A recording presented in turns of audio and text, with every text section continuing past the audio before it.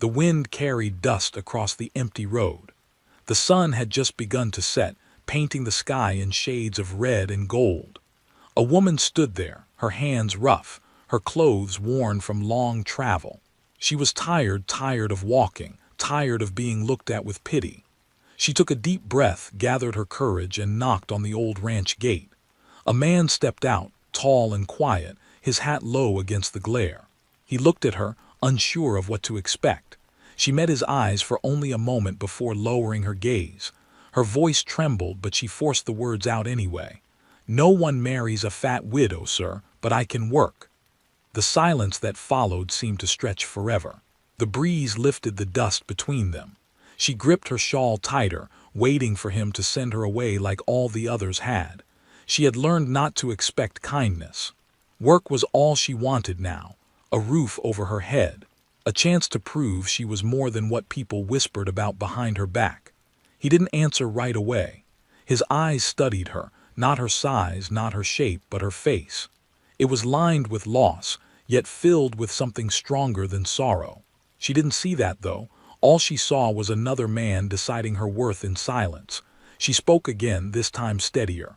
"I can clean, cook, mend fences if I have to. I don't ask for much, just food and a place to rest." Her tone wasn't begging. It was firm, proud even. The kind of voice that came from someone who had already lost everything and still refused to give up. The man shifted his weight, still saying nothing. The cattle behind him moved restlessly, the sound of hooves filling the air. Somewhere in the distance, a hawk cried out. For a moment, it seemed like the world itself had paused to hear her words. A widow, unwanted by most, standing alone in front of a stranger, offering what she could, her strength, her will, her work. And though she didn't know it yet, the words she had just spoken would soon change everything. The small western town lay quiet beneath the rising sun. Wooden storefronts lined a dusty road, their paint faded, their windows cloudy with years of wind and grit. Life here moved slow, and news, especially gossip, traveled fast. Everyone knew about the widow who came through 3 days ago. They knew her name, her size, her story, and they thought they knew her worth. But they didn't know her heart. Her name was Marianne, though most people didn't bother saying it.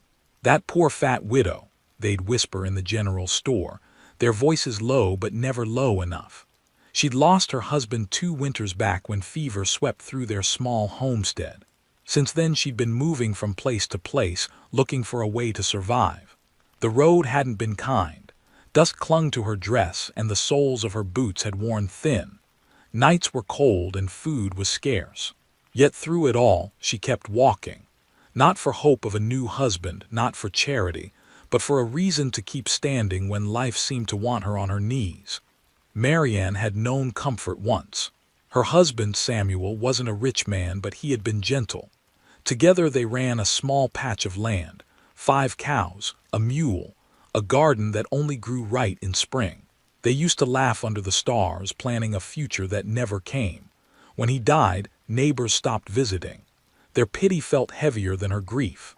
One by one they withdrew, and soon the house felt too large for her silence. She tried to stay. She really did. But the land grew wild without help, and loneliness crept into every room. One morning she locked the door behind her, tied her shawl, and started walking west. Now she stood in this new town, a place that smelled of hay and smoke, where people nodded but never smiled. Men looked through her and women turned away, whispering the same old words. "She's not fit for much." Still, she didn't let it break her. She had something stronger than pride, purpose. She knew she could work. Her hands could still lift, mend, scrub, and sew. She believed that if someone just gave her a chance, she could prove her worth all over again. That's why she went to the ranch. The man who owned it, Thomas Hale, was known around town for being fair but quiet. He kept mostly to himself, tending his cattle and fixing what broke. Folks said he'd once had a family too, but loss had taken that from him years ago. Since then, he'd let silence fill the spaces where laughter used to be. Marianne had heard his name in passing. Some said he was kind, others said he was cold. She didn't care which was true. All she needed was work. That morning when she walked through his gate, Her heart pounded so loud she thought he might hear it. She rehearsed her words under her breath, afraid they'd come out wrong. But when he opened the door, everything she'd planned scattered like dust in the wind. She just spoke what was in her heart. "No one marries a fat widow, sir," she said softly, "but I can work." The weight of those words didn't come from self-pity. It came from truth, the kind that hurts to say out loud. Thomas had stood there in silence, eyes shadowed by his hat brim. Something in her tone had struck him.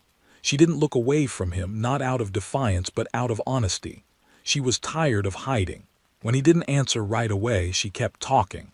Told him she could cook, clean, wash clothes, tend animals. Her voice trembled once, but she steadied it. "I don't need charity. I just need a place to be useful." Her choice of words caught him off guard. Useful. Not wanted, not loved. Useful. For years, Thomas had watched people come and go from his ranch. Hired men who worked for a season and left when the pay ran out. Women who came to cook but couldn't stand the loneliness. Yet this woman who stood there covered in travel dust offered not her need but her labor. He told her he'd think about it. She nodded, thanked him, and started to turn away. But as she did, something in him stopped her. Maybe it was the way she stood, shoulders straight despite the world pressing down on her. Maybe it was the way her words echoed in his head long after she'd gone. By evening, he found himself looking toward the road, half expecting her to still be there. The next morning she returned. No words this time, just a quiet knock and a simple look that said, "I'm ready if you'll let me try." He opened the gate. She stepped through. That was the start of it. The first days were quiet. She worked without being told twice, scrubbing floors, washing tools, feeding the chickens, patching torn saddle straps.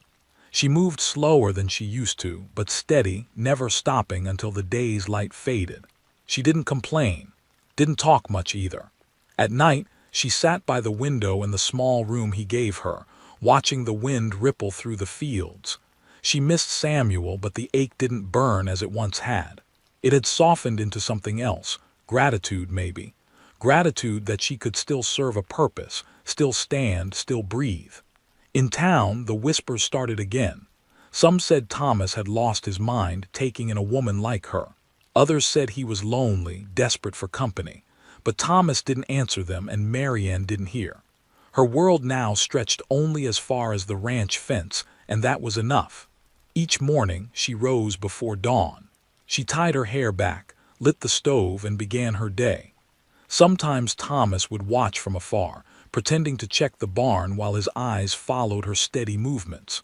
There was no pity in his gaze, only curiosity. He'd seen plenty of strong people break under less. But this woman, there was something unshakable about her. She reminded him of the land itself, scarred, weathered, but still giving. Marianne noticed his glances, though she pretended not to. It wasn't attention she wanted, it was respect. And slowly, without a word, she began to earn it. Each day she stayed, the silence between them changed. It wasn't heavy anymore. It was peaceful.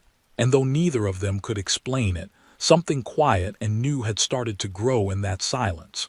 Thomas didn't hire her right away. For 2 days he said nothing. He kept to his chores, fixing the fence, checking the water troughs, and pretending he hadn't been thinking about her every spare moment. Her words kept echoing in his head, that one line that wouldn't leave him. "No one marries a fat widow, sir, but I can work." He'd met plenty of people who begged, who demanded, who pitied themselves. But her tone had been different.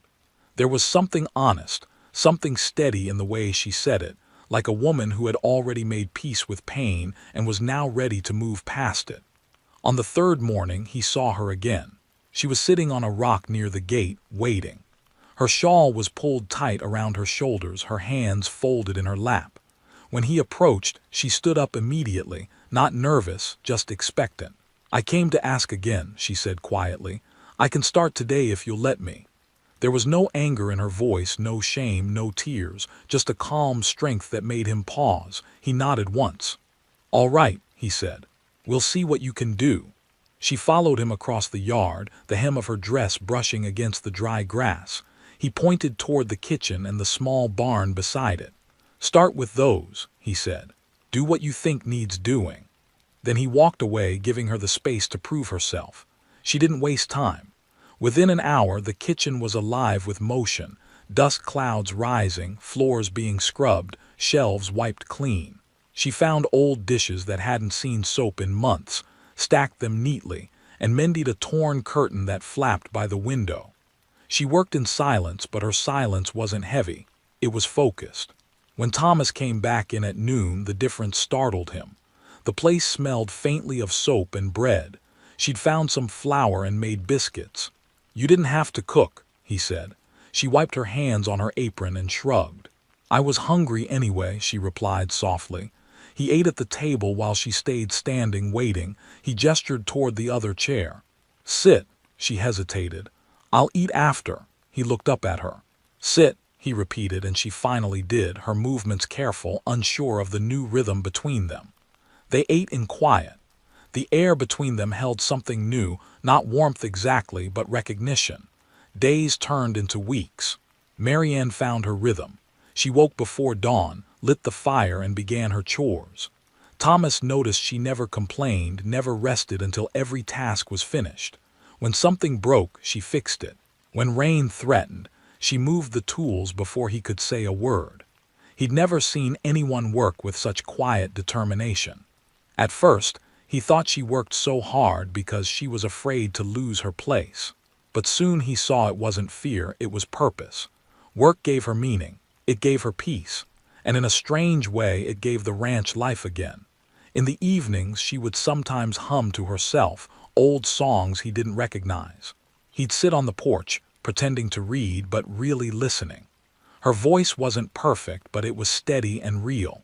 It reminded him that there was still softness in the world, even after years of loss. The townsfolk started to talk, as they always did. When Thomas came into town for supplies, a few men teased him lightly. "Got yourself some help, huh? Brave of you, Tom. Didn't think she'd last a week." He didn't answer them. He didn't have to. He knew they wouldn't understand what he saw. He saw how she moved through each day with quiet pride. How her face softened when she talked to the animals, how her hands, rough as they were, treated every task with care.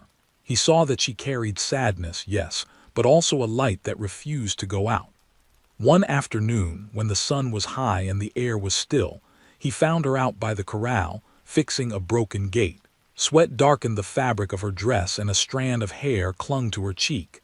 He watched her for a long moment before speaking. "You don't have to do the heavy work," he said finally. She didn't look up. "I can handle it," she replied, hammering another nail. "I told you I can work." He smiled faintly, though she didn't see it. Something about her answer made him feel lighter, like the air around them had shifted. That night he brought her an old lamp for her room. "It still works," he said. She looked surprised, her eyes flicking to his. "Thank you," she said quietly. "You didn't have to," he nodded. "I know." After that, their days followed a steady rhythm: work, silence, small exchanges that said more than words could.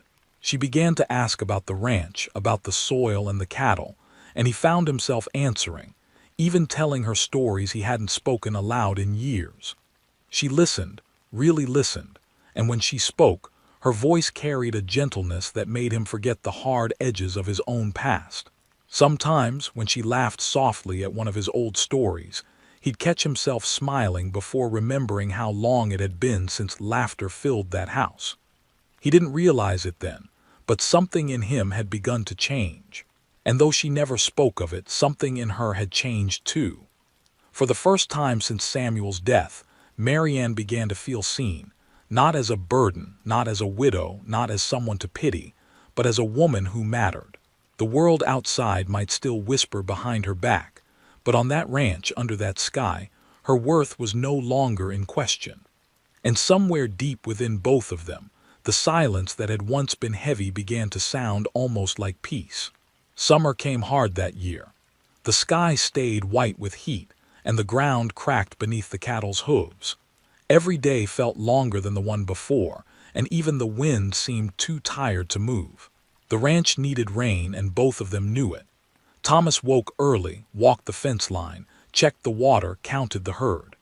Marianne followed after, carrying pails, mending torn feed sacks, and keeping the chickens alive through the dryness. The work was endless, and so was the silence between them. But it was no longer an empty silence. It was the kind that came from two people who understood the same struggle. One morning, a thin haze of smoke appeared on the horizon. Thomas saw it first. "Brush fire," he said quietly. His voice stayed calm, but his jaw tightened. Fires were nothing new, but in a summer this dry, one spark could take everything. He saddled his horse and turned to her. "Stay near the well. Keep the animals close." She nodded, no argument, no fear. Hours passed. The sun burned high and the smoke grew darker. By afternoon, the wind shifted and the fire rolled toward the property faster than either of them expected. Marianne saw the first orange glow crest the ridge. Her breath caught. She didn't wait for Thomas to return. She moved fast, pulling the smaller animals into pens, covering water troughs, dragging buckets from the well. The heat bit at her arms, but she didn't stop. By the time Thomas rode back, her hands were raw and her dress soaked with sweat. The flames licked the edge of the western fence. "Get inside," he shouted, jumping down. She shook her head, grabbing another bucket. "Not yet." He saw her strength then, real, solid, unbending. She didn't move like a woman afraid of fire or of what people thought of her. She moved like someone who'd already survived worse. Together they fought the blaze until the sky turned red. Smoke stung their eyes and the air roared with heat. When it was over, half the pasture was blackened, but the main house stood untouched. The fire had spared them. When Thomas finally looked at her, she was sitting on the ground near the well, breathing hard. Ash streaked her cheeks and her hair stuck to her face. Yet even covered in soot, she looked alive. More alive than he'd ever seen her. He crouched beside her. "You shouldn't have stayed out here," he said quietly. She met his gaze. "If I hadn't, you'd have nothing left to come back to." For a long time, neither spoke. The night air cooled around them, carrying the faint crackle of dying embers. Thomas took off his hat, set it beside him, and leaned against the well. "You've got more fight in you than any ranch hand I've had." She smiled faintly. "I told you I could work." After that night, something shifted between them. He didn't treat her like a worker anymore. He treated her like someone who belonged there. He started asking her opinion on things, the feed, the fence repairs, when to move the herd. She was hesitant at first, but her advice always made sense. Soon, he found himself depending on it, depending on her. The town heard about the fire and word spread fast. People talked about how Thomas Hale's ranch had nearly gone up in smoke. But what caught their attention wasn't the fire. It was the woman who had stayed to fight it. "That widow," they said. "She's tougher than we thought." Marianne didn't care what they said, but Thomas noticed how she walked a little taller afterward. There was a quiet pride in her step, a small flame inside her that refused to go out. The days following the fire were hard. They had to rebuild fences, clear the burned fields, and tend to injured animals. It was grueling work, but they did it together. Some mornings, Thomas would wake early and find her already outside, standing in the light of dawn with her sleeves rolled up and her hair tied back. He'd watch her for a moment before calling out, "You ever rest?" She'd glance over her shoulder with a half-smile. "Maybe when there's nothing left to fix." He admired her stubbornness. It mirrored his own. One evening, after weeks of repair, they finally sat together on the porch. The land was still scarred, but green shoots had started to push through the ash. The air smelled clean again. Thomas handed her a tin cup of coffee, and for a while they watched the sky turn from gold to violet. He spoke first. "When you came here, I thought you were running from something." She looked at the horizon. "Maybe I was." "And now?" he asked. She thought for a moment before answering. "Now I think I'm walking towards something." He didn't press her for more. He didn't need to. From that night on, their days fell into an easy rhythm. They shared meals, shared work, sometimes even shared silence without discomfort. She laughed more often, and he found himself talking again. About his brother, his lost family, the years he'd spent thinking the world had nothing left to give. She listened without pity, only patience. and in that quiet exchange, something grew that neither of them dared to name. The town still whispered, of course. Some said the widow had bewitched him. Others said Thomas had gone soft. But those who came to the ranch saw something different. They saw two people who had built something stronger than gossip, something forged from shared labor, mutual respect, and the kind of understanding that comes only from surviving the same storm. One afternoon, as they finished repairing the barn roof, a young ranch hand stopped by with a message from town. He glanced at Marianne and then at Thomas, curious. "You keepin' her on for long, sir?" the boy asked. Thomas looked down from the ladder, his expression unreadable. "She works harder than most men I know. You think I'd let that go?" The boy blinked, muttered something, and rode off. Marianne smiled quietly as Thomas climbed down. "You didn't have to defend me," she said. He gave a small shrug. "Didn't defend you," he replied. "Just told the truth." The sun dipped low, casting long shadows over the fields. They stood side by side, their hands rough, their clothes streaked with dirt, yet neither felt tired. The fire, the work, the whispers, it all seemed distant now. What mattered was this moment, the land breathing again, the peace between them holding steady like the rhythm of their hearts. Neither of them spoke it aloud, but both knew. Something had begun to grow stronger than the scars they carried. Autumn came slowly, wrapping the ranch in a soft gold light. The grass turned pale, the air cooled, and long shadows stretched across the land each evening.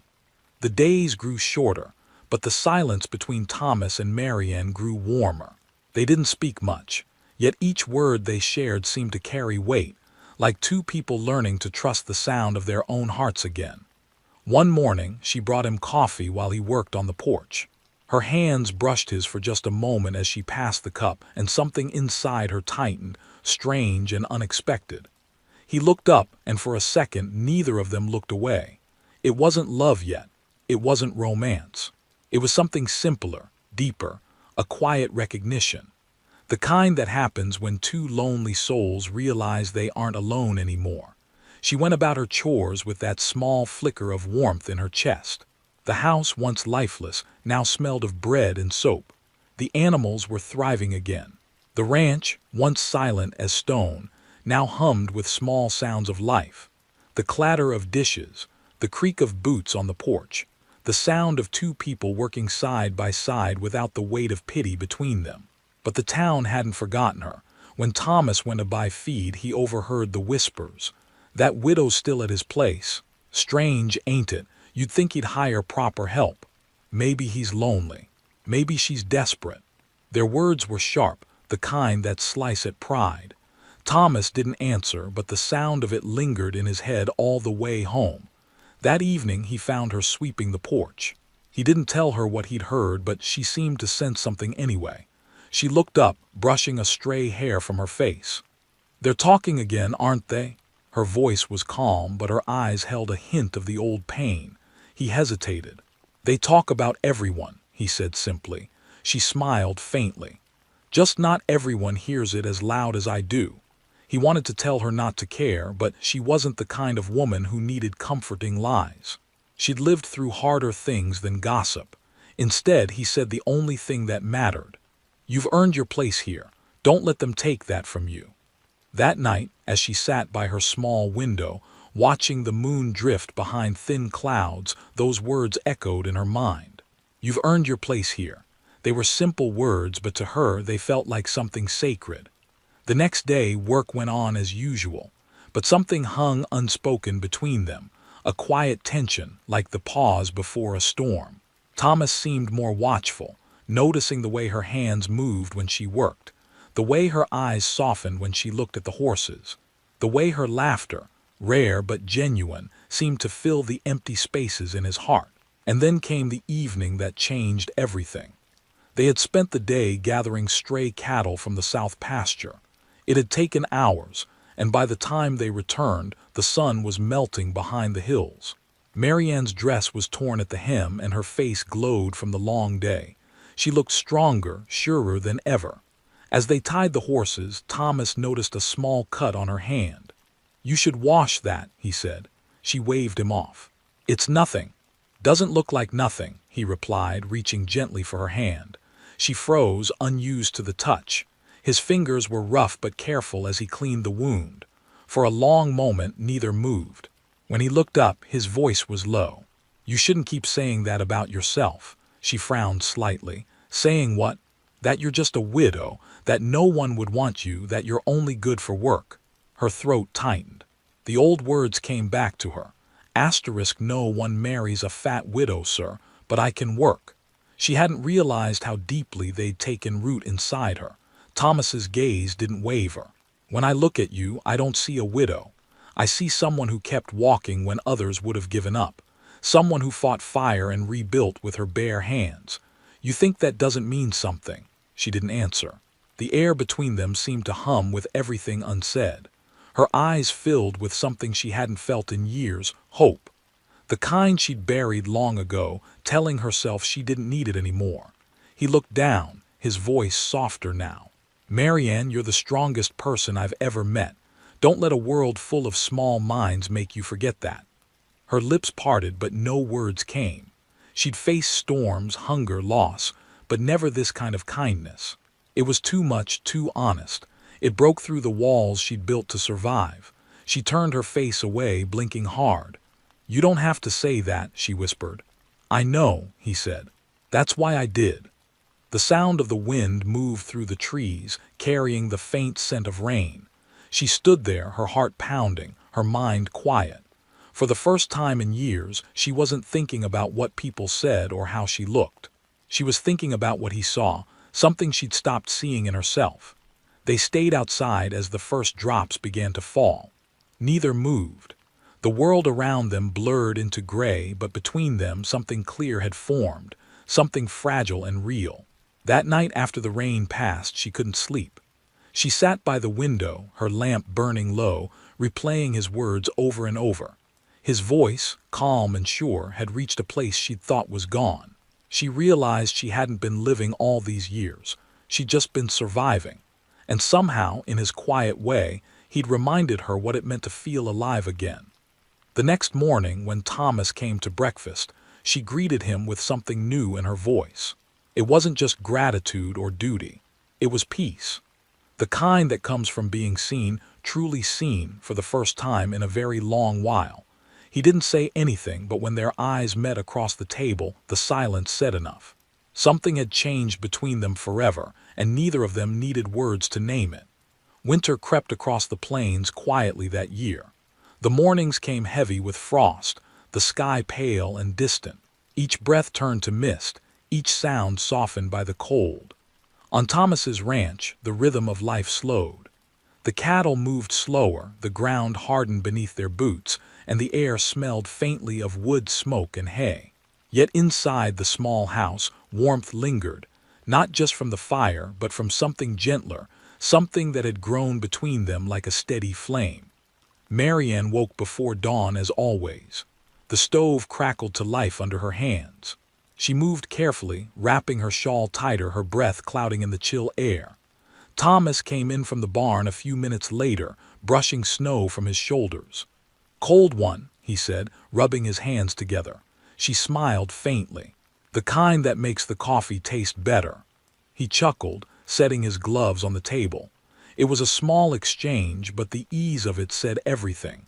They had fallen into a kind of quiet companionship, unspoken but constant. Some days they worked side by side in silence. Other days they spoke about nothing important. The weather, the cattle, small things that carried more meaning than either of them admitted. There was a softness in Thomas's voice now, one that hadn't been there before. And there was a lightness in Marianne's step, as if the burden she'd carried for so long had grown lighter with every passing day. The townsfolk still talked, of course. They always would, but neither of them cared much anymore. When Marianne went into town for supplies, she held her head higher. She didn't hide behind her shawl or look away from curious eyes. She walked with quiet dignity, her chin lifted just enough to say, "I belong somewhere." People noticed the change, though they didn't understand it. At the general store one afternoon, an older woman named Clara, who had once pitied Marianne openly, spoke up.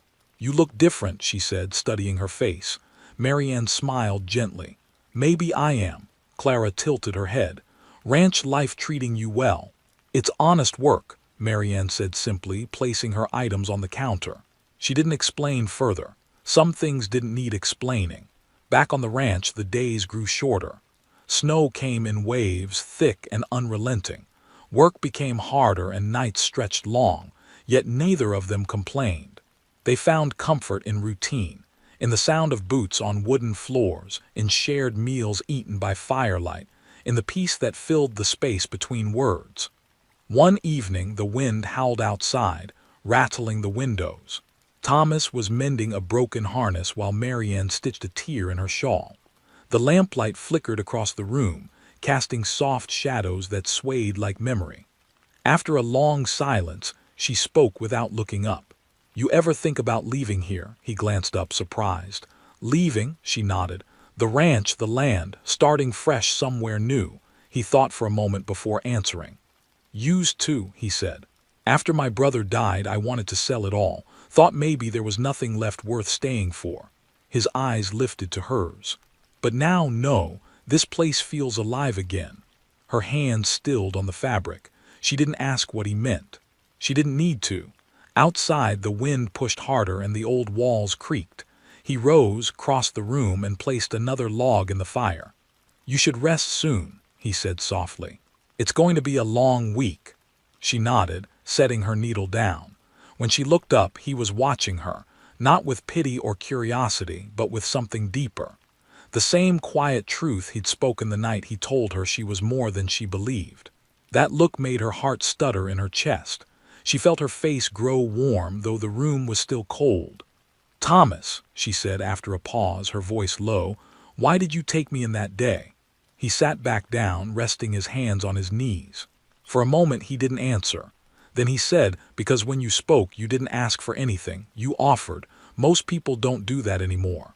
He paused, his eyes softening. "And because I saw something in you I hadn't seen in a long time. Someone who still believed in work and decency, even when the world gave her every reason not to." She swallowed, her throat tight. "I didn't think anyone saw that." "I did," he said quietly. The fire popped between them. The shadows on the walls swayed slower now. For the first time she couldn't find the words to answer. Her eyes shimmered with something she didn't try to hide. Years of loneliness, years of being unseen, and now, in this small house on a forgotten patch of land, someone had finally looked at her and seen her asterisk. They sat there, two people marked by loss and time, yet bound by something neither had planned. As the days passed, the snow grew deeper, blanketing the ranch in silence. They worked through it together, mending fences, clearing paths, keeping the animals safe. Every gesture, every shared task, every unspoken kindness pulled them closer. Sometimes Thomas would reach for a tool and find she was already handing it to him. Sometimes she'd start a sentence and he'd finish it. It wasn't romance in the way others might imagine it. It was steadiness, respect, the kind of love that grows slowly, like roots beneath frozen ground, unseen but strong. One morning, after a long storm, the world outside sparkled under fresh snow. The sky was clear, pale blue. Marianne stood by the porch, her breath rising in clouds. Thomas came up beside her, his boots crunching softly. "Never seen it look this quiet," she said. He smiled faintly. "That's the thing about winter. Looks still, but there's life waiting under it all." She turned to him, studying his face, the lines of it, the steadiness in his eyes. "You really believe that?" she asked. "I do," he said. "Same way I believe in people who have been through the fire and still keep standing." The wind lifted the edge of her shawl, brushing her cheek with cold.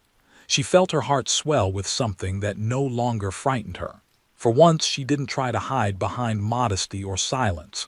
"Thank you," she said softly, "for seeing me." He met her gaze, his voice barely above a whisper. "You were never invisible, Marianne. You just needed someone to remind you." They stood there for a long while, the world around them still and bright, the sound of the wind fading into peace. Neither of them spoke again, because in that moment no words were needed.